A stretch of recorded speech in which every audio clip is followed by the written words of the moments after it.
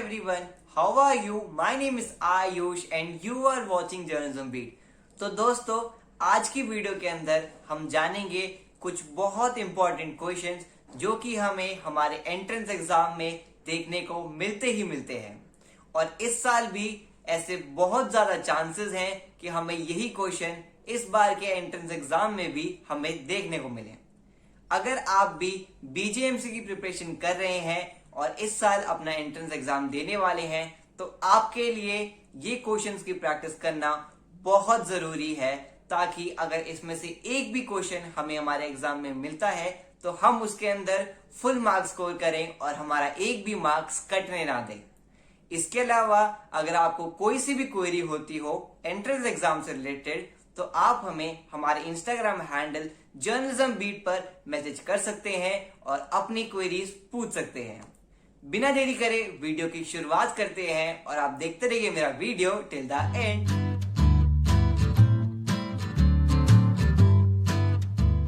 तो दोस्तों हम शुरुआत करते हैं सबसे पहले हमारे पहले सेक्शन से, जो कि हमारा इंग्लिश का सेक्शन होता है।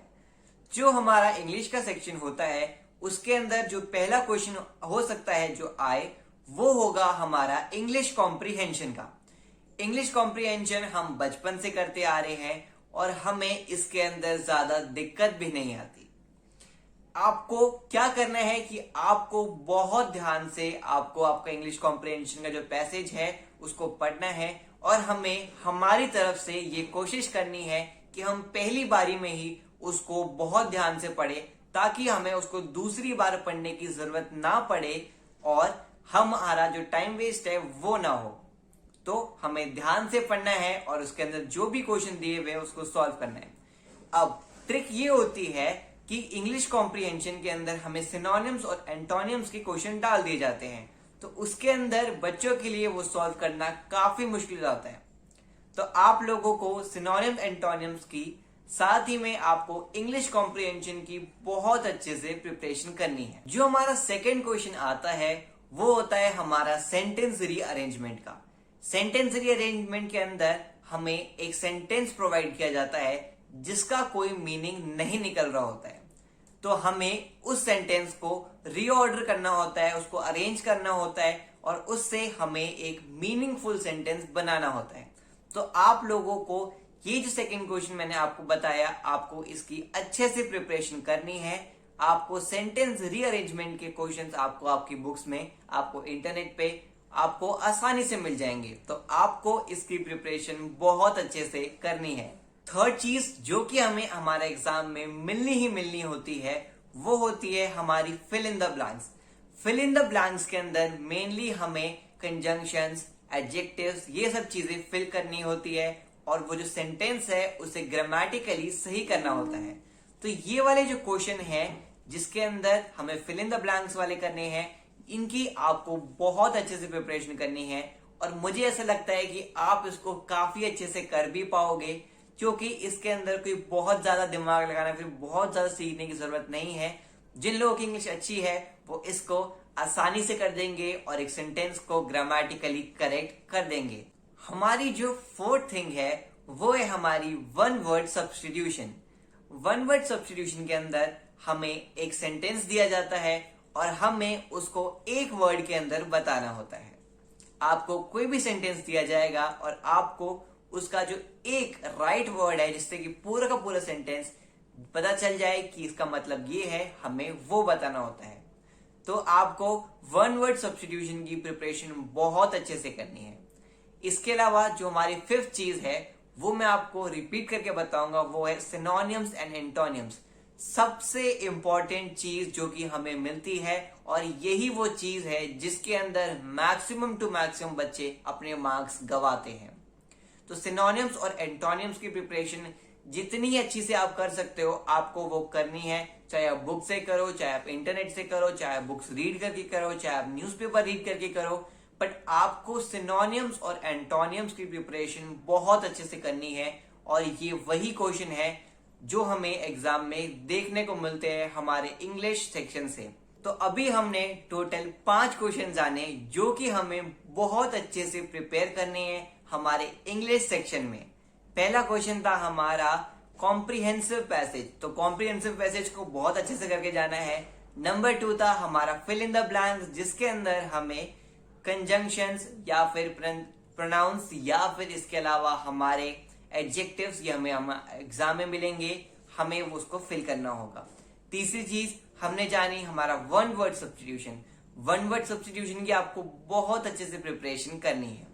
फोर्थ चीज हमने जो जानी वो था हमारा कि हमें सेंटेंस रीअरेंजमेंट करना है, तो सेंटेंस रीअरेंजमेंट की प्रैक्टिस भी आपको बहुत अच्छे से करनी है। और फिफ्थ चीज, सबसे इंपॉर्टेंट चीज, सिनोनिम्स एंड एंटोनिम्स की हमें प्रैक्टिस भर भर के करनी है, ताकि अगर एक भी क्वेश्चन आ जाए तो हम इसके अंदर मार्क्स नहीं गवाएं। अब हम चलते हैं हमारे सेकंड मोस्ट इंपॉर्टेंट सेक्शन के बारे में, और हम आपको बताएंगे कि उसके अंदर कौन से सबसे क्वेश्चन हैं ऐसे जो कि सबसे ज्यादा इंपॉर्टेंट है। तो जो हमारा सेकंड सेक्शन है वो है हमारा लॉजिकल रीजनिंग का। अब लॉजिकल रीजनिंग के अंदर आपको एनालॉजी वाले जो क्वेश्चन है वो आपको बहुत अच्छे से करने हैं। अब आप लोगों के मन में ये सवाल होगा कि आखिर ये एनालॉजी वाले क्वेश्चंस कौन से होते हैं। तो उसके अंदर क्या होता है कि हमें एक रिलेशन मिलता है और हमें उस रिलेशन से हमें एक आंसर निकालना होता है। फॉर एग्जाम्पल हमें दे रखा होगा कि जो क्लॉक है वो टाइम दिखाती है, तो अब हमें बताना होगा कि जो थर्मोमीटर है वो हमें क्या बताता है। तो इसका आंसर बहुत इजी है, थर्मोमीटर हमें टेम्परेचर दिखाता है। इसी तरीके के क्वेश्चंस हमें एनालॉजी में मिलेंगे और आप इनको प्रैक्टिस के दम पर आप इसे बहुत अच्छे से सॉल्व कर सकते हैं और एग्जाम में फुल मार्क्स स्कोर कर सकते हैं। जो हमारा सेकंड मोस्ट इंपॉर्टेंट क्वेश्चन है लॉजिकल रीजनिंग के अंदर वो है हमारा ब्लड रिलेशन वाले क्वेश्चन। ब्लड रिलेशन वाले क्वेश्चन हमें एग्जाम में देखने को बहुत ज्यादा मिलते हैं, तो आपको ब्लड रिलेशन वाले क्वेश्चन करने बहुत इंपॉर्टेंट है। अब ब्लड रिलेशन वाले क्वेश्चन कैसे होते हैं? ब्लड रिलेशन के अंदर कोई हमें किसी ब्लड का रिलेशन बताया होता है और उससे हमें रीच आउट करना होता है और हमें यह आइडेंटिफाई करना होता है कि आखिर वो जो दो लोग आखिर में बचे हैं उनमें क्या रिलेशन है। तो ब्लड रिलेशन वाले क्वेश्चन आपको बहुत अच्छे से प्रिपेयर करने हैं, और इन केस अगर आपको ब्लड रिलेशन वाले क्वेश्चन सॉल्व करने नहीं आते हैं या फिर आपको डिफिकल्टी फेस होती है, तो मैं आपको सजेस्ट करूंगा कि कमेंट में लिखना मत भूलना, ताकि मुझे एक आइडिया लग जाए, एक फेयर गेस लग जाए कि इतने सारे बच्चों को नहीं आता है और मुझे ये क्वेश्चन खुद से करवाने चाहिए, ताकि आपका एक भी मार्क्स इस वाले क्वेश्चन में नहीं जाए। जो हमारा थर्ड क्वेश्चन है वो है हमारा डायरेक्शन सेंस वाले क्वेश्चन।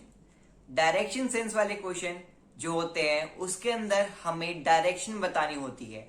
उसके अंदर क्या होता है, ऐसा होता है कि एक इंसान है जिसका नाम राम है, वो पहले वेस्ट गया, फिर नॉर्थ गया, फिर ईस्ट गया, फिर साउथ वेस्ट गया, फिर एंड में हमें ये बताना होता है कि आखिर वो इंसान किस तरफ उसने फेस करा हुआ है या फिर वो इंसान एट द एंड कौन सी डायरेक्शन में खड़ा हुआ है। तो वो क्वेश्चन भी बहुत इंपॉर्टेंट है और हमें ये क्वेश्चन करने आने चाहिए। फिर से मैं आपसे यही कहूंगा कि अगर आपको ये वाले क्वेश्चन नहीं आते हैं सॉल्व करने, तो आप मुझे कमेंट सेक्शन में डाल सकते हैं और मैं आपको ये वाले क्वेश्चन जरूर कराऊंगा। डायरेक्शन सेंस वाले क्वेश्चन के लिए आपको एग्जाम में पेपर जरूर मिलेगा, रफ पेपर, और आप उस पर डायरेक्शन बना के कर सकते हैं अपने क्वेश्चन को सॉल्व। तो अगर आप इस बात के लिए काफी ज्यादा वरीड थे, मैंने बहुत सारे बच्चे देखे जिनको मन में ये सवाल था कि क्या हमें कोई रफ पेपर मिलने वाला है, तो जी हाँ, आपको आपके एग्जाम में रफ पेपर मिलेगा। जैसे कि हमारे एग्जाम में सप्लीमेंट्री शीट्स ले सकते हैं, सेम उसी तरीके से हम हमारे एग्जाम में रफ पेपर ले सकते हैं और हम अपने क्वेश्चंस जो भी मैथमेटिक्स के क्वेश्चन हैं उनको हम सॉल्व कर सकते हैं। लॉजिकल रीजनिंग वाले क्वेश्चन है हम उनको सॉल्व करके हम उसका आंसर निकाल सकते हैं। जो हमारा फोर्थ टाइप ऑफ क्वेश्चन है वो है हमारे नंबर सीरीज के क्वेश्चन, जिसके अंदर हमें नंबर दिया जाता है, एक सीरीज दी जाती है और हमें बताना होता है कि आखिर इसके बाद वो कौन सा नंबर है जो आएगा। फॉर एग्जाम्पल ऐसा होगा 1,3,5। तो इसके अंदर अगर आप ध्यान से देखो तो इसके अंदर 2 का गैप आ रहा है, तो लास्ट में अगर 5 के बाद कोई क्वेश्चन पूछता है कि 5 के बाद कौन सा नंबर आने वाला है, तो हमें इसके अंदर 7 देना है। सेम इसी तरीके से नंबर सीरीज वाले क्वेश्चन आते हैं, तो आपको ये बड़ी समझदारी से आपको इनके आंसर देने हैं। और मैं फिर से बोलूंगा कि हमें वो मिलेगा रफ पेपर, तो हम उस पे सॉल्व करके पूरा देख सकते हैं और इनके आंसर निकाल सकते हैं। तो नंबर सीरीज वाले क्वेश्चन करना मत भूलना, बहुत ज्यादा इंपॉर्टेंट है, आपको एग्जाम में देखने को मिल सकता है। जो हमारा 5th क्वेश्चन आ सकता है इसके अंदर, वो होता है हमारा एनकोडिंग और डिकोडिंग का। अब इसके अंदर क्या होता है, इसके अंदर हर अल्फाबेट का अपना नंबर होता है। फॉर एग्जाम्पल ए का 1 नंबर होता है, इसी तरीके से सी का 3 नंबर होता है। तो हमें पूरा एक अल्फाबेट्स का नंबर दिया जाता है, जैसे कि PQRST। अब हमें ये उसका आंसर देना होता है कि हमें PQRST का जो नंबर बनेगा वो क्या बनेगा। इसी तरीके से एनकोडिंग और डिकोडिंग के क्वेश्चन आएंगे जो कि आपको सॉल्व करने हैं और आपको इसकी प्रिपरेशन बहुत अच्छे से करनी है। मैं आपको ये सजेशन दूंगा कि आप लोग बुक से करेंगे ये सभी क्वेश्चन लॉजिकल रीजनिंग वाले, तो आप ज्यादा फायदे में रहेंगे। मेन मोटिव है हमारा कहीं से भी करना, बट बुक से करेंगे तो हमें एडेड एडवांटेज मिल सकता है। हो सकता है सेम टू सेम क्वेश्चन हमें हमारे एग्जाम में देखने को मिल जाए। तो दोस्तों, हमने बात करी टोटल 5 क्वेश्चंस की जो कि हमें लॉजिकल रीजनिंग से करने हैं और इनको करना मत भूलना।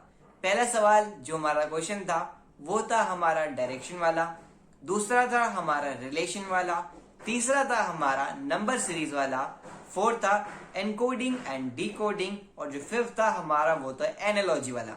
तो आपको ये क्वेश्चन बहुत अच्छे से करने हैं। अब हम चलते हैं हमारे 3rd सेक्शन की तरफ, जो कि है हमारा मीडिया एप्टीट्यूड का सेक्शन। मीडिया एप्टीट्यूड के अंदर ऐसे कोई स्पेसिफाइड क्वेश्चंस नहीं होते हैं, तो उसके बारे में मैं आपको जरूर बात है कि नहीं बता पाऊंगा, बट तब भी हमने कुछ क्वेश्चंस शॉर्टलिस्ट करे हैं और आपको वो करना बहुत जरूरी है। जैसे कि आपको अवार्ड्स का ध्यान रखना है कि आखिर कुछ साल पहले या फिर इस साल ऐसे कौन से जर्नलिस्ट है जिन्हें कौन से अवार्ड्स मिले हैं, तो आपको उस चीज का ध्यान रखना है।